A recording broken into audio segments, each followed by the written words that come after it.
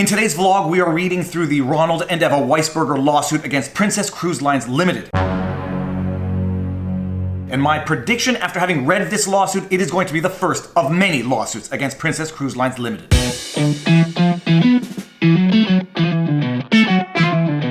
Viva Frei, Montreal litigator turned YouTuber, and no, this is not going to be another video about the Voldemort virus. Voldemort virus? Voldemort virus is the name I have to give to it so that this video is not automatically demonetized. Now, when I first heard about this lawsuit and read a couple of articles on the subject, I thought it was something of a knee-jerk reaction by two disgruntled clients who are stuck in quarantine on a ship. My initial reaction changed when I read through the actual allegations of the lawsuit. In fact, my opinion changed so much after having read the lawsuit, I was predicting that there was going to be a massive class action lawsuit by everyone on that ship. Right up until I read through their service contract with their customers, which in fact precludes class action lawsuits, but we're getting ahead of ourselves. Let's start by walking through the actual lawsuit, but first, because I can see her through the corner of my eye, I've got to take my wife to work. I'll be right back. Alrighty, let us read the lawsuit. United States District Court, Central District of California, Los Angeles, Ronald Weisberger and Eva Weisberger plaintiffs versus Princess Cruise Lines Limited defendant. Complaint and jury demand. Pause right there and you'll understand by the time we get to the end of the lawsuit, but this is a lawsuit for which plaintiffs would definitively want a trial by jury. Plaintiffs by and through their undersigned counsel hereby sues defendant Princess Cruise Lines Limited and alleges the parties and jurisdiction. This is an action seeking in excess of $1 million, exclusive of interest, costs, and attorney's fees. This court has diversity subject matter jurisdiction pursuant to 28 U.S.C. section 1332, as this is a civil action in which the matter in controversy exceeds the sum or value of $75,000, exclusive of interest and costs, and is between citizens of different states and or citizens of a state and citizens or subjects of a foreign state. This court also has admiralty subject matter jurisdiction pursuant to 28 U.S.C. section 1333, as this case involves a maritime tort. Princess Cruise Lines Limited is incorporated in Bermuda with its headquarters in Santa Clarita, California. The action is being filed in this court pursuant to the terms and conditions of the passenger contract issued by defendant Princess Cruise Lines Limited. Alright, all of this procedural jurisdiction stuff is boring. They are picking the Central District of California, Los Angeles for the jurisdiction for a number of reasons. First and foremost of which, it's provided in their terms of service. It's also where the defendant's principal place of business is, so it really is a no-brainer as to where this lawsuit should be filed, notwithstanding the fact that the plaintiffs reside in Florida. Now let's get into the nitty-gritty of the allegations. Plaintiffs are passengers aboard the Grand Princess, which departed out of San Francisco on February 21st, 2020 and has been anchored off the coast of San Francisco since Wednesday, March 4th, 2020, as a result of the outbreak. In the recent months, there has been a worldwide outbreak of a new strain of a virus. The virus began in China in December 2019 and has quickly spread throughout Asia, Europe, and most recently North America. There have been over 100,000 cases worldwide and over 3,000 fatalities as a result. Really gained the attention of the public when the Diamond Princess cruise ship, also owned and operated by defendants, suffered an outbreak of the disease at the beginning of February 2020 in Yokohama, Japan. The outbreak began with 10 cases and rapidly multiplied to 700 cases as a result of the flawed 2-week quarantine on the ship. The Center for Disease Control, CDC, issued a statement on February 18, 2020 that, quote, the rate of new reports of positives new on board Diamond Princess, especially among those without symptoms, highlights the high burden of infection on the ship and potential for ongoing risk. 7 of defendants' passengers passed away as a result of the virus. It would only stand to reason that having experienced such a traumatic outbreak on board one of its vessels less than a month prior to the current voyage on board the Grand Princess, that the defendant would have learned to take all necessary precautions to keep its passengers, crew, and the general public safe. Unfortunately, the defendant Princess did no such thing, which is why plaintiffs are now at actual risk of immediate physical injury proximately caused by the defendant's negligence. Now, if you're anything like me, you are probably asking yourself, why is that last sentence in bold? Some of you might think it is purely for emphasis, and that would be an understandable thing. That's what I thought at first as well. But then I googled Princess's service agreement, and I understood exactly why those terms were in bold. Limitations on carrier's liability indemnification. Section C. Claims for emotional distress. Carrier shall not be liable to passengers for damages for emotional distress, mental suffering, or psychological injury of any kind under any circumstances, except for such damages proven in a court of competent jurisdiction arising from and attributable to a passenger's physical injury or as the result of a passenger having been at actual risk of immediate physical injury proximately caused by carrier's negligence. Now we understand why those terms are in bold. As of the time of making this vlog, it's not clear if the plaintiffs suffered any actual physical harm. But under their contract with Princess, they can file a lawsuit if they have been, quote, at actual risk of immediate physical injury proximately caused by carrier's negligence. And what does the term proximately mean under the circumstances? Legally speaking, proximately is sort of like one step down from directly. The risk of immediate physical injury might not be the direct result of the defendant's conduct, but it might be close enough that they can nonetheless be held legally responsible. Hence not directly caused by, but rather proximately caused by the defendant's negligence. Back to the lawsuit.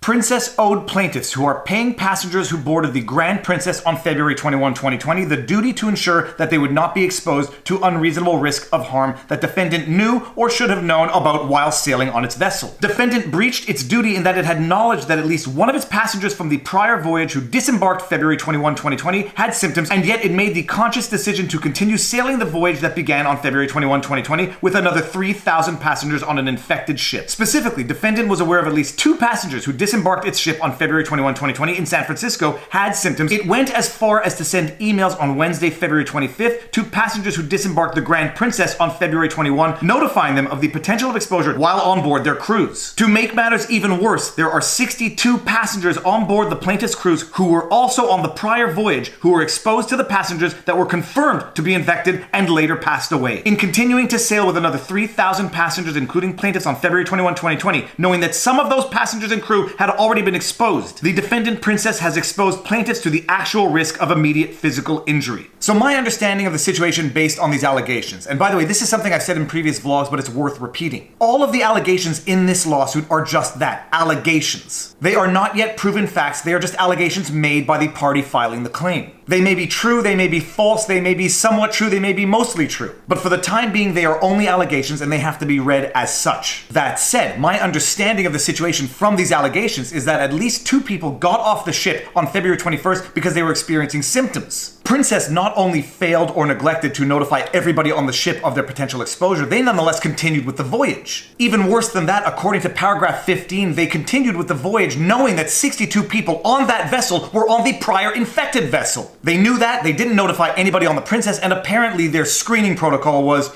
lacking, to say the least. Defendant is further negligent in failing to have proper screening protocols prior to boarding the passengers on plaintiff's voyage. Despite the knowledge and the experience it had with the outbreak of the disease on the Diamond Princess just a mere 3 weeks prior to the instant case, defendant did not have proper screening protocol in place to minimize the risk of exposure of the disease to its passengers and crew. Prior to boarding the February 21, 2020 sailing on the Grand Princess, passengers were simply asked to fill out a piece of paper confirming they were not sick. Not one passenger was questioned, let alone examined in any capacity. Incredibly, not one of those 62 passengers or crew members who were mixing and mingling with the infected prior passengers were ever examined during the instant voyage until being tested for the virus on Thursday, March 5th, 2020, 2 weeks after the ship sailed. As a result of the defendant's lackadaisical approach to the safety of plaintiffs, its passengers and crew aboard the Grand Princess, plaintiffs are at actual risk of immediate physical injury. Finally, defendant Princess is negligent in failing to adequately warn plaintiffs about the potential exposure prior to boarding the ship on February 21st, 2020, and again during the sailing of said cruise. Defendant had actual knowledge of at least 2 passengers who sailed on its ship the week prior, disembarked with symptoms, and 1 confirmed fatality as a result. Defendant also knew that there were 62 passengers and crew who were on board the same sailing who now are on board with plaintiffs and failed to inform plaintiffs at any time prior to boarding or while they were already on board that there was an actual risk of exposure. If plaintiffs had knowledge of this actual risk of exposure prior to boarding, they would have never boarded the ship. If they were informed of the risk on February 25th, 2020, when the former passengers were notified by email, plaintiffs would have disembarked at the first port of call in Honolulu on February 26, 2020. Due to defendants' outright negligence in failing to warn plaintiffs of the actual risk of exposure aboard its infected ship, plaintiffs are quarantined in their cabin along with the rest of the passengers and crew off the coast of San Francisco, anxiously awaiting their fate. These allegations, although not yet proven fact, are nonetheless very, very damning. From the allegations, it seems that Princess knowingly allowed on the new vessel up to 62 individuals who were on the previously infected vessel without telling anybody on that ship. 2 individuals disembarked from the ship on February 21st, and still Princess told nobody on board. Call it negligence, call it what you will, but the plaintiffs certainly are calling it negligence, and they are alleging that as a proximate result of that negligence, plaintiffs are now at risk of immediate physical injury. And this, in my humble opinion, based on the allegations as drafted, does not seem like a frivolous claim.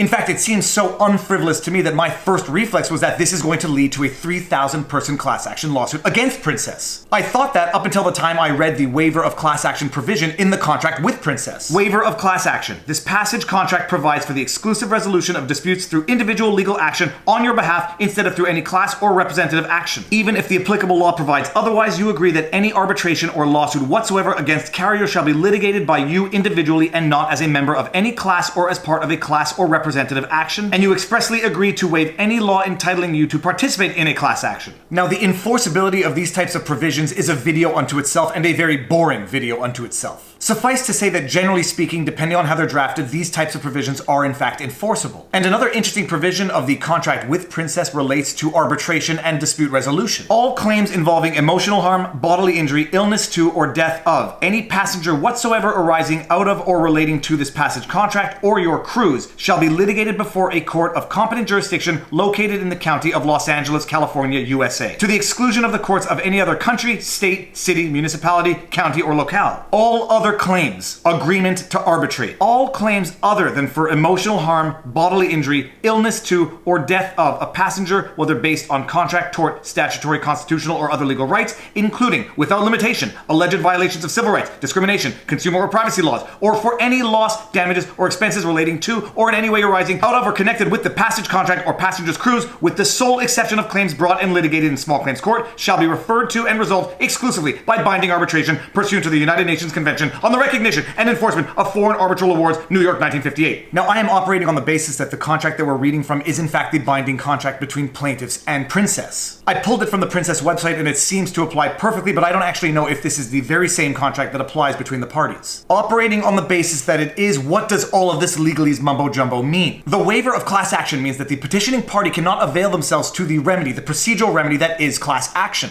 To the extent that they are allowed to file a legal claim under the terms of the agreement, they have to file it individually. And when it comes to the resolution of disputes, all disputes have to be submitted to binding arbitration with the exception of claims made for injury, illness, or death. All claims other than for emotional harm must be submitted to binding arbitration. And what is the definition of emotional harm? Or as the result of a passenger having been at actual risk of immediate physical injury proximately caused by carrier's negligence, defined as emotional harm. Therefore, a claim that is based on injury, illness, or death as defined in the agreement, which includes the basis of plaintiff's claim, cannot be submitted to a class action, is not submitted to arbitration, and must be submitted to individual litigation in the state of California. The bottom line is that the allegations in this lawsuit are very serious in that they plausibly allege actual knowledge of the defendant of the actual risk they exposed everyone on that ship to. And to the extent that this lawsuit can apply mutatis mutandis to everybody on that ship, I expect to see more lawsuits of this nature. From my understanding, at the time of this video, everyone is still quarantined on that vessel, but the basis of this lawsuit is going to exist even when they are no longer quarantined there. So the legal exposure for Princess is not going to be eliminated just by virtue of the fact that everyone on the vessel is no longer under quarantine. Now, the predictable legal question in all of this, assuming it ever gets to trial, is whether or not exposing someone to an illness is sufficient to place someone at actual risk of immediate physical injury. I would expect the lawyers for the Princess to argue that it is not actual, it's not immediate, and it's not physical injury. I expect them to argue that, but I am not convinced that a jury of the plaintiff's peers would be inclined to believe that. 12 citizens on the jury, and it could have been any one of them that could have been so exposed to this illness. It could have been any one of them that could be quarantined under horrible conditions on this vessel. I would predict that the members of the jury are going to be able to relate to this as though it were themselves that in fact went through it. Ordinarily, I would predict a settlement, but a settlement would actually encourage each and every other individual on that vessel to file a similar suit. I would predict that Princess would take this by way of protracted litigation and hope for the best on final judgment. But a negative final judgment would set even worse a precedent than a confidential settlement. My prediction is that this is going to go the distance and it's going to get into the nitty-gritty of litigation. It will probably be relatively easy for Princess to murky the waters as to what was known when, what precautions ought to have been taken as of what date. That being said, this is a civil action where the plaintiff's claim need only be proven on the preponderance of the evidence. But for the time being, I am predicting a lot more lawsuits being filed against Princess on the very same basis. And a final interesting observation relates to the attorneys representing the parties here. Debbie F. Chalik, Pro Hac Vice application pending. As we have seen in previous vlogs, a Pro Hac Vice request is a request made by the attorney to practice in a jurisdiction in which they are not certified. And so here we see that we have a Florida attorney who is presumably asking for permission to practice for the purposes of this file in California. And so to add on to my prediction, I suspect that we might actually see multiple lawsuits filed by the same attorneys in California representing other parties. And that is the vlog for today. If you like my videos, please be sure to like, share, subscribe, hit the notification bell, drop a comment in the comment section below. It feeds the algorithm. If you want to support the channel, there are merch links, Patreon, Subscribe Star, what else is there? PayPal links in the pinned comment.